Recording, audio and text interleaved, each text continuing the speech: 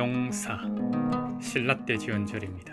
경주 남산에서 제일 높은 고위산 산마루 바로 아래 400m 지점에 있는 옛 절터입니다. 3층 석탑이 남아 있습니다.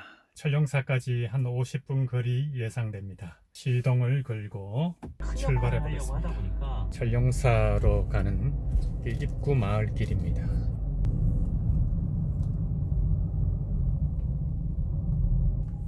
자, 천룡사지 가는 길 화살표가 나옵니다. 꼬불꼬불 길을 올라와서 주차장 공터 있는 데도 주차를 하고 천룡사지 쪽으로 오솔길을 따라 올라가 보겠습니다. 천룡사지 0.8km. 반갑습니다. 천룡사지. 날이 조금 흐린데 산새 소리도 들려오고 숲길이 쾌적합니다. 솔잎향 좋습니다. 저기 숲을 한번 보세요.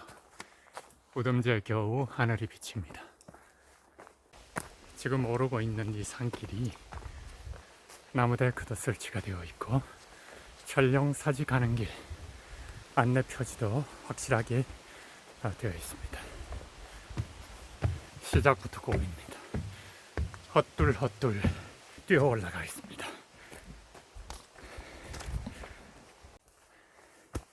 왜 사서이 고생을 하는지, 하지만 한번 시작한 일 끝까지 가야죠. 부처님이 말씀하셨죠. 천군만마를 이기는 것보다 자기를 이기는 일이 더 힘들다고. 그리고 죽을 수는 있어도 포기할 수는 없다, 이렇게요. 성현의 말씀 끄트머리만 잡고 한 걸음 한 걸음 올려놓고 있습니다. 절길을 따라 오르면 이렇게 한두 개라도 돌을 쌓아서 소원을 비는 모습을 볼 수 있죠. 역사는 온다. 장청호 삼국유사. 현실은 엇둘 이렇게 힘듭니다.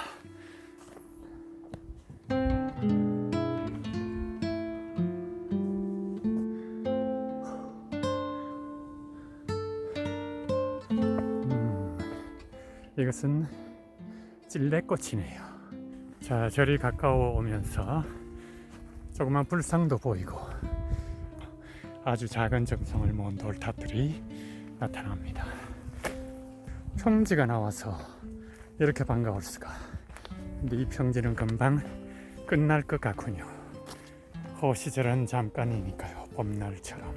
웬걸 평지가 나타났는가 했더니만 도랑과 같이 있는 조그만 소록길이 약간 위태롭게 형성이 되어 있는 쪽으로 안내하는군요. 자, 대나무 뿌리들이 돌출되어 있습니다. 지하에 오래 있다 보니까 밖으로 나오고 숨 쉬고 싶었나 봅니다. 이 뿌리의 힘으로 가지를 뻗고 꽃과 이파리를 피우는 거겠죠. 대나무 꽃은 100년에 한 번 혹은 필생에 한 번 핀다는 이야기도 있습니다만 대나무 숲길이 펼쳐집니다. 이게 웬일입니까? 유채꽃밭이 활짝 펼쳐지고 있습니다. 산중턱 너머에서 보는 꽃밭이라니 한컷 하고 싶군요. 화면을 돌려서 꽃밭이 지나고 나니 천룡사지의 입구가 나타납니다. 부처님 오신 날 현수막이 아직 걸려 있습니다. 자, 반갑습니다. 천룡사지. 역사가 현재의 사람에게 말을 걸고 있습니다. 오색 등이 반기고 있습니다. 곁에는 드문드문 유채꽃들이 흔들리고 있고요. 정토회에서 등을 단 모양입니다. 그래도 저 혼자 누리는, 저도 알고 보면 부처가 아닌가 이런 생각도 감히 해봅니다. 저뿐만 아니고 사람은 오직 자신의 마음속에 부처가 있다고 했으니까요. 전들 예외이겠습니까? 등을 아주 집중해서 매달아 놨습니다. 뭔가 의식을 통과하는 느낌이 듭니다. 어디 있나요? 사지가 저쯤에 있습니다. 가겠습니다. 등을 사람 키높이만큼 걸어두어서 제가 가면서 살짝 고개를 숙이겠습니다. 아주 기분 좋은 인사입니다. 보이죠? 바로 여기가 천룡사지 3층 습탑입니다. 여기는 사지터에 있는 주춧돌이나 여러 돌을 모아두었군요. 여기 안내가 되어 있죠. 천룡사지 이렇게 쭉 보시면 읽을 수 있을 것입니다. 이팝나무가 있고 고위 산봉우리 아래를 등불의 바다를 이루고 있습니다. 천룡사지 3층 석탑을 기단에서부터 꼭대기까지 다시 한번 내려오겠습니다. 한 바퀴 탑돌이를 하는 마음으로 3층 석탑을 가운데에 두고 천천히 돌고 있습니다. 남다른 아무도 없는 이 적막한 가운데서 누리는 이것이 뭘까요? 아주 마음이 안정되고 기분이 좋습니다. 석탑의 꼭대기는 현대에 와서 이렇게 붙인 거죠. 탑의 양식은 통일신라 양식으로 되어 있습니다. 한 바퀴 돌았습니다. 자, 흐린 하늘 가운데를 탑이 받쳐들고 있습니다. 대웅보전 남산선당에서 지은 지 그렇게 오래되지는 않아 보입니다. 아까 그곳은 탑이 있는 곳이고 실제로 천룡사가 있는 터 쪽으로 지금 올라가고 있습니다.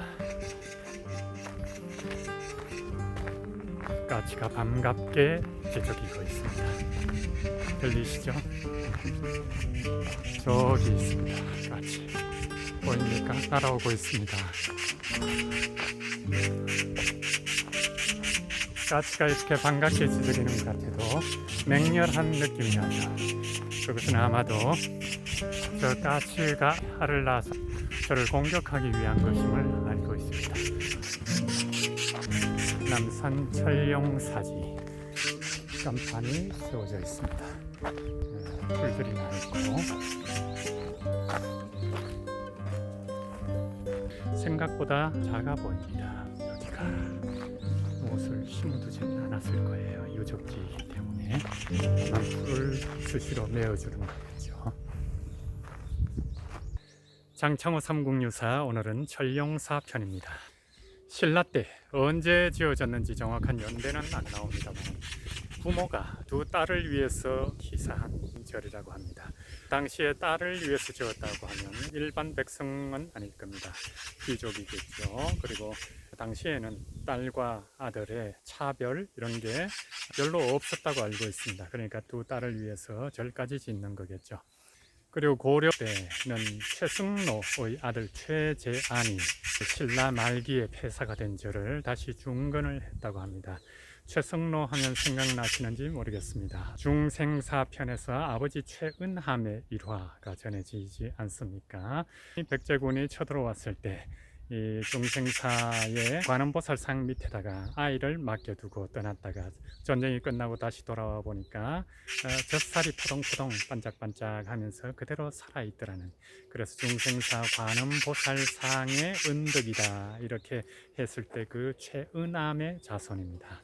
최은함의 아들이 최승로이고 최승로의 아들이 바로 최재안입니다. 이 최재안이 천룡사를 중건을 했다고 합니다. 그리고 최승로는 고려 성종 때 시무 28조를 올린 제상이죠. 그 제상의 아들 최재안입니다. 이 천룡사는 그러니까 신라 때 제3대 관음절로 알려져 있습니다. 아까 말씀드린 중생사와 그리고 또 오나라에 갔다가 그 아들이 다시 돌아왔는데 돌아와서 자신을 구해준 성녀가 가만히 보니까 절법당 안에 있는 관음보살과 똑같더라 해서 그 관음보살의 음덕이다 해서 그 민장사와 그리고 이 절 바로 천룡사입니다. 이 천룡사에 얽힌 역사적인 내력은 또 하나 있습니다. 신라가 삼국 통일을 하고 당나라 군사를 몰아냈죠.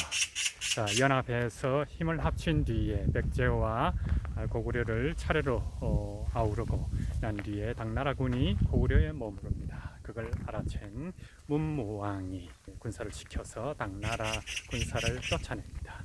그래서 당나라 고종이 얼마나 화가 났겠습니까? 그래서 보만 군사로 황해로 신라를 치게 했습니다. 문무왕이 명랑법사를 통해 유가성 12인을 불러 모아서 사천왕사에서 문두루 비법으로 태풍을 불러서 당나라 배들이 모두 침몰을 하게 됩니다. 갑자기 당한 그 연유를 알기 위해 당나라에서 사신 악분기를 보냅니다. 그때 사천왕사와 함께 들른 절이니 그 사세가 정말 대단하다고 봐야겠죠. 악분기가 왔을 때 그것을 문무왕은 악분기에게 금천냥을 안겨줍니다. 뇌물을 주어준 거죠. 그래서 돌아갔는데 돌아가기 전에 이 천령사에 와서 악분기가 보니까 신라 땅에 흐르는 객수와 거꾸로 흐르는 역수가 있는데 그 만나는 지점에 균형을 잡아주는 데가 바로 천령사 지점이다. 그래서 이 천령사가 없어지면 나라가 망할 것이다. 이렇게 예언을 했습니다. 안나달과 신라 말의 이유를 잘 모르게 천령사가 폐사가 됩니다. 그러자 신라도 금방 고려에게 넘어갔죠. 그만큼 중요한 도량이었다. 관음 보살의 은덕이 왕실은 물론이고 백성에게도 미쳤다. 이런 이야기겠죠. 지금의 천령사 터에는 사람은 보이지 않고 터만 남아서 삼천탑에 두른 등불에 어떤 힘, 기도하는 힘만 남아 있습니다. 이것마저 없다면 천령사까지 누가 올라오겠습니까? 저도 그리 높지는 않지만 가파른 산길을 오르고 올라서 이렇게 옛 절터 앞에 서 있습니다. 감개무량합니다. 역사는 흘러가고 흘러간 역사는 다시 현재로 돌아옵니다. 그 역사의 행태, 또 인간의 삶의 방식, 이런 것들이 생활 양식은 달라지지만 그것이 어느 시점을 계기로 역사는 현실의 거울이다. 이런 측면에서 장창호 선공사는 역사는 온다가 타이틀입니다. 자, 이런 옛 절터에 오면 왠지 깃을 여미게 됩니다. 까치 소리는 여전히 돌아옵니다. 그것이 자연이겠죠. 인간의 시간장수는 매우 짧습니다. 저기 산 능선들을 바라보면서 그것을 실감하게 됩니다. 다음 시간에는 무장사 미타전, 무장사는 가을에 가면 억새로 아주 보기가 좋습니다. 가을이 아닐 때 제가 한번 찾아뵙고 여러분을 안내해 드리겠습니다. 오늘 절 탐방 어떠셨습니까?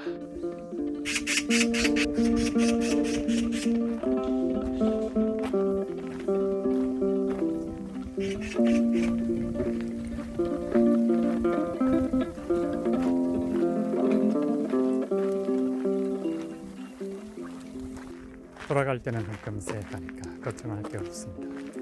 제 하얀 애 많은 산중턱에서 저를 기다리고 있습니다. 어서 가야겠습니다.